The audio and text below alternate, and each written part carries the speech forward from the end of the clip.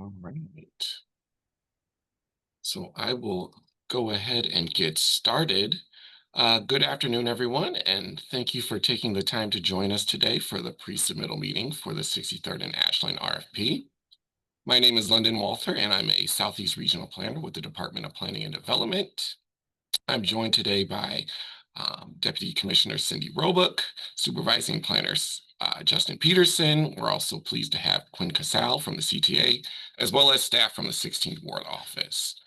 We're excited to walk you through the project, the process, and answer any questions you might have as you prepare your proposals.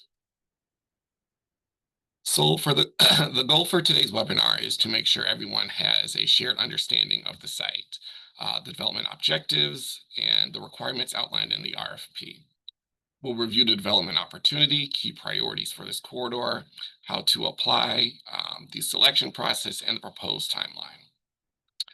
This session is also an opportunity to ask clarifying questions. You can type those questions into the Q&A box so you can put forward the best proposal possible.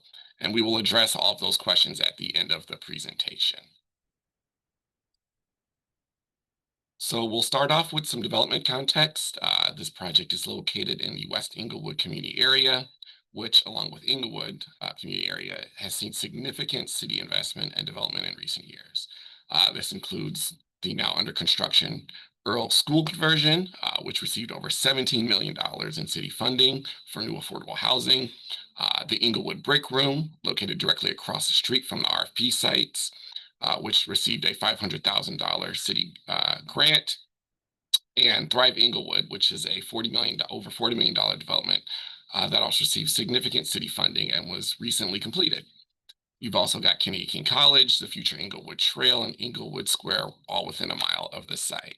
So to say this is a great opportunity to build on that momentum and to continue that positive investment that we're seeing in this beautiful community. So when it comes to funding opportunities, there are a number of resources available at both the local and state levels. The project is located within the 63rd Ashland TIF district, which we anticipate will have over $2 million in funds over the next 2 years. These funds can help support eligible project costs and address financing gaps. There are also community development grants that developers can apply through the city. These support commercial and mixed use projects. For developers proposing missing middle style housing, that's buildings with roughly 2 to 6 units, there's an opportunity to purchase city-owned land for $1, along with potential financial assistance of up to $150,000 per residential unit. Developers may also explore low-income housing tax credits, or LIHTC, as it's known, through the city's Department of Housing, and the next round of the QAP opens in 2027. So together, these programs, along with the others listed on the slide, offer a strong foundation of financial and policy support to help make high-quality, equitable development feasible at this site. So here's an overview of the site, some basic facts. The site itself is broken into 3 different clusters, what we're calling Cluster A, Cluster B, and Cluster C. Clusters B and C are currently owned by the city, and Cluster A is owned by the CTA at the moment.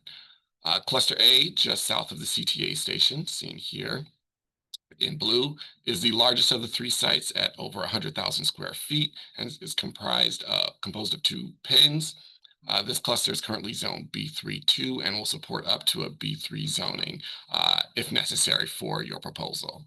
It includes the parking lot area as well as the bus terminal area highlighted in the darker shade of blue, which your proposal may choose or not to include as a part of your scope of work with your proposal. Cluster B, which is located on city-owned land on the corner of Justine and 63rd. The site is composed of 6 lots and is over 23,000 square feet. The site too is currently zoned a B32, and we would support a rezoning of up to a B33. Cluster C, which is also city-owned, as you can see in red, is composed of 2 parcels and is almost 24,000 square feet in size. Unlike the other 2, this is zoned for C12, but we would support a rezoning of up to a B33. So here are some images showing the site as it exists today. Cluster A is currently used as a parking lot, while the other 2 sites are vacant and unimproved, mostly grass at the moment. All the sites are adjacent to the 63rd and Ashland Green Line station, which provides excellent access and creates a strong opportunity for transit-oriented development, something I'll talk about a bit more shortly. So this slide highlights the main CTA redevelopment requirements for Cluster A, the ones that were highlighted in blue in the previous slides.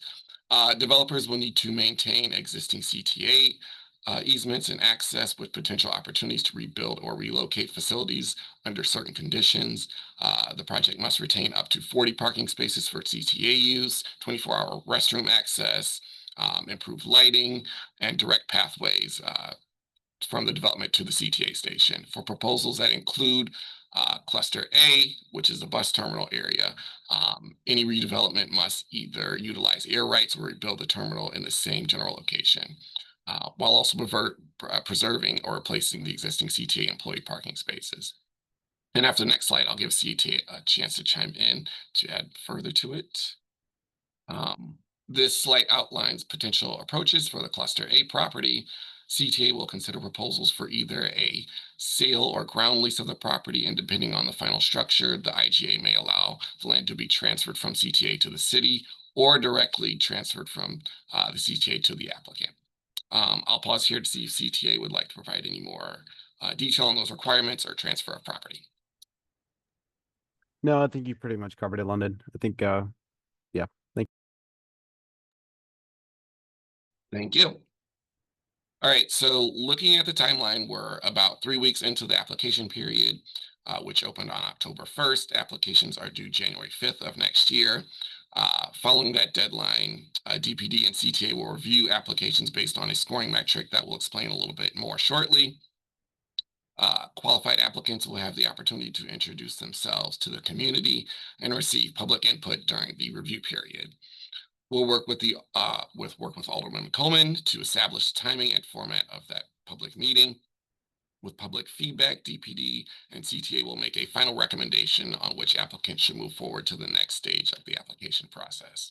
And this second stage, which is the longer period here with the arrow, will involve many different things, including securing zoning, entitlements, financing, and further development of concept design. And depending on which proposals move forward, it may need to seek a plan development, which will require additional hearing before Plan Commission. It's also likely that the development requires some form of public funding, including those mentioned previously, which have their own application process. So in short development, especially mixed use development, it takes time, sometimes years. And this is the beginning of that process. Development teams can submit applications through DPD ShyBlock Builder online portal. There are a couple of ways to navigate there. One is shown here on screen, which is to Google DPD RFPs, which will take you to this landing page where you can view the program guide, which will be the blue button shown. That provides the application requirements and expectations. There's also a link to take you to the ShyBlock Builder page, and you can click on the actual site on the map. Applicants can also search ShyBlock Builder, which will take you to the home page, and you can navigate to the site directly. I'll note that because this RFP includes 3 different clusters, applicants are welcome to apply to all of the clusters, or to all 3 of them, a combination of those, or just one cluster. So I'll go a bit through the selection process. So as stated, development takes time and there's risk involved, right? So that's why the initial application is weighted heavily towards a demonstration of prior experience and the financial feasibility, and the development team's capacity to secure entitlements and financing moving forward. After our initial review, DPD and CTA will work with Alderwoman Coleman and her office on setting up a public meeting to receive public feedback, which will be a factor in our final recommendation on which applications move forward. So to shift gears just for a minute, why are we emphasizing equitable transit-oriented development, and why focus on housing close to transit? The goal here really is to address several things at once. First, the affordable housing crisis, which we all know is a major issue across the country. Second, to improve access to goods and services. Retail and other amenities tend to follow population growth, so more residents mean stronger local business activity. Third is to increase transit ridership and investment, helping make our system stronger and more sustainable. Also, to improve public safety and public health, vacant lots can attract negative activity. So, while occupied buildings bring more and those bring more eyes on the street, I should say, and a more walkable environment supports better health outcomes. And finally, TOD helps strengthen city finances. It does so by returning vacant city land to the tax rolls, growing the population, and ultimately supporting better services for the city. So these sites are directly adjacent to the 63rd and Ashland Green Line station, which offers about a 40-minute ride to the loop and also connects directly to other neighborhoods on the south and west sides. The sites sit right on the intersection of 63rd and Ashland, as you can see, which are served by the number 63 bus and the number 9 CTA bus lines. So overall, these clusters are very well connected and easily accessible by public transit. This is a diagram of Chicago's population density in 1950. As you can see, 1950s Chicago population was well over 36 million people, which was at the highest population of any point in Chicago's history.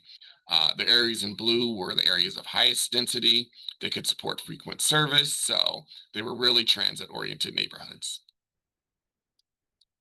Fast forward about 7 years, and you can see how the city has depopulated, especially on the city south and west sides. We've lost a tremendous amount of people in those areas where the infrastructure exists to support more of that transit-oriented development, which is why we are being strategic in the sites we are selecting for this kind of development.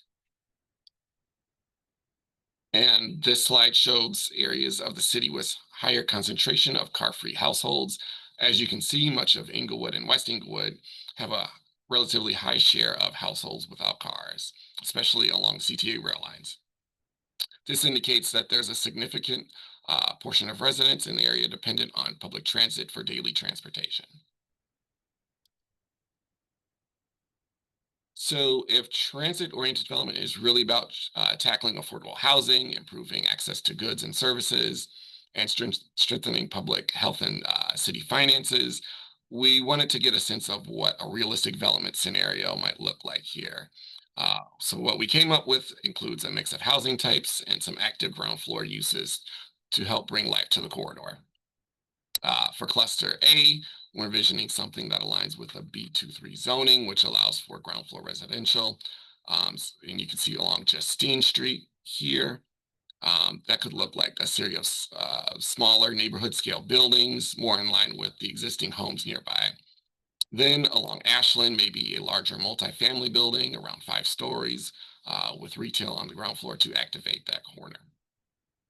And since it's such a large site, cluster A, the project could also be phased, meaning it doesn't have every project, every part of the project doesn't happen to happen all at once, which can really help with financing and feasibility.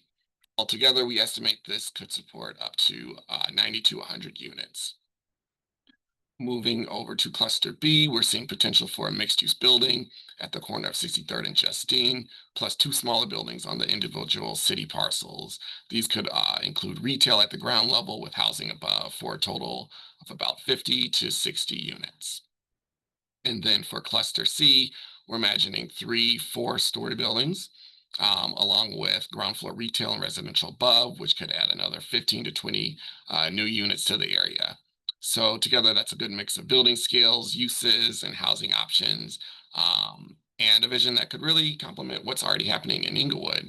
I'll pause. Justin, is there anything you'd like to add here? No, thanks, London. Great job. I mean, I just think, there are a lot of sites here, so we would anticipate potentially multiple applicants, multiple development teams moving forward. And again, depending on funding streams and so forth, we'd be, we're very excited to see what folks come up with and what might be most feasible.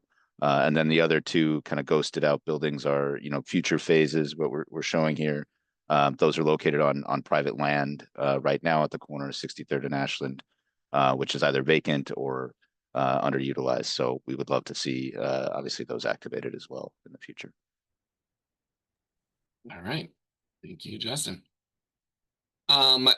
And with that, our slide deck is completed, and we're happy to open it up to any questions you may have.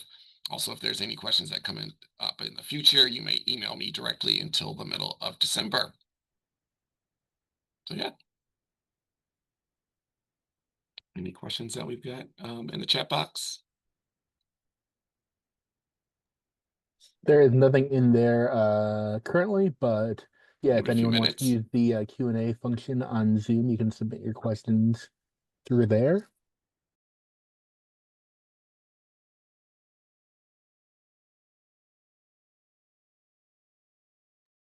Also like to welcome Managing Deputy Director David Scully and our Commissioner Sierra Boatwright. Thanks for joining.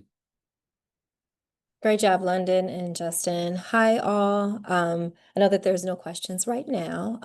I just wanted to jump on and say how excited we are to release these RFPs.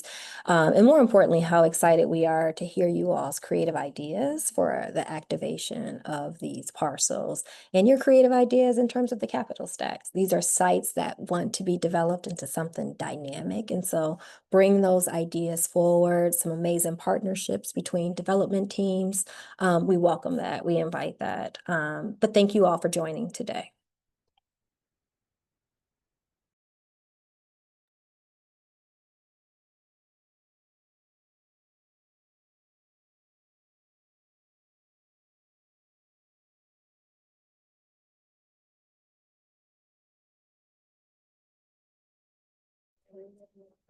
We still got no questions in there, so I think we might be good to have this serve as a last call and start wrapping up.